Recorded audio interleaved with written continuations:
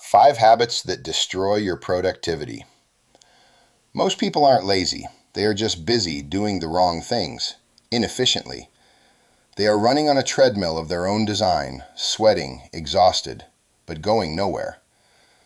If you feel like you're working harder than ever, but your output, your actual progress toward goals, has plateaued, it's not because you need another time management app. It's because you are actively sabotaging yourself. There are invisible behavioral architectures running in the background of your brain that are siphoning off your cognitive resources before you even sit down to work. Today, we are going to expose the five most destructive ones. We're going to tear them down so you can rebuild. Welcome back to The Habit Architect. When we talk about productivity on this channel, we aren't talking about checking off trivial boxes. We are defining productivity as the maximization of high-value output per unit of time. The problem is that the human brain is not inherently designed for the sustained, abstract focus required by the modern knowledge economy. It is designed for energy conservation and immediate threat detection. The five habits I'm about to outline are pernicious because they feel natural. They are adaptations gone wrong. They are ingrained neural pathways that yield short-term relief at the cost of long-term success. Let's analyze the first one. Habit 1. The perfectionism procrastination loop. Contrary to popular belief, procrastination is rarely a time management issue. It is an emotion management issue.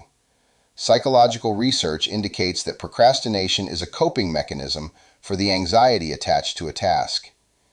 If you hold an unrealistically high standard for a project, if you demand perfection, your brain's limbic system perceives that task as a threat. To protect you from the potential pain of failure or subpar work, your brain triggers an avoidance response.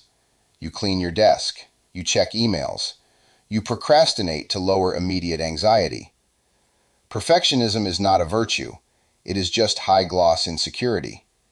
It destroys productivity because it prevents the most crucial step, starting. The fix. We need to lower the activation energy. Adopt the 70% rule. Commit to delivering a version of the work that is only 70% complete or 70% perfect.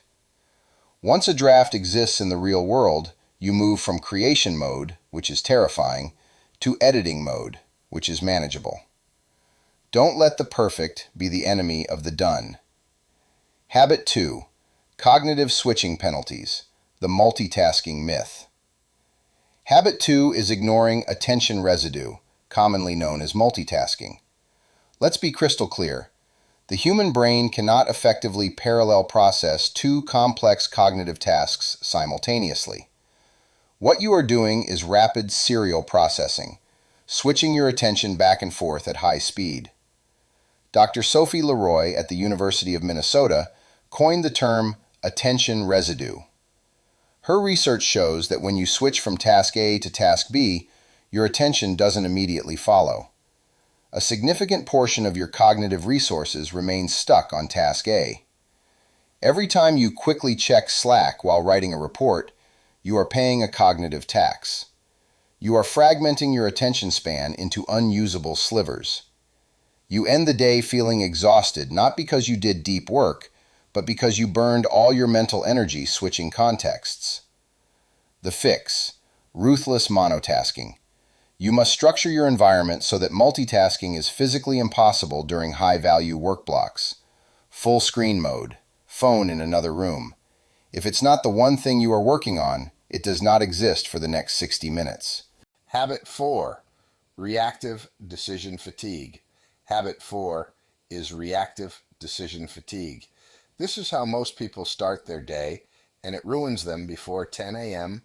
Psychologists recognize that executive function, your ability to make decisions and regulate behavior, is a finite daily resource. It's like a battery. Every choice you make drains it. If the first thing you do in the morning is open your inbox, you are immediately entering reactive mode. You are allowing other people's agendas to dictate how you spend your peak cognitive energy. You waste your freshest mental resources deciding which low-value emails to delete or respond to. By the time you get to your real work, your decision battery is already at 60%. The fix, the night before. Protocol. Never go to sleep without defining the single most important task for the next morning. When you wake up, execute that task before you check any inputs.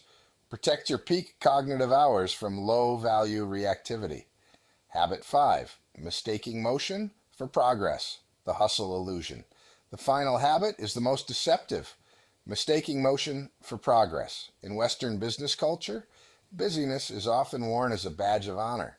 It is a status signal. If you are stressed and rushing, you must be important. Psychologically, hustling on shallow tasks feels good because it provides quick wins and validates your work ethic. Responding to 50 emails feels like work. Organizing files feels like work. But this is often a sophisticated form of laziness. It is lazy thinking.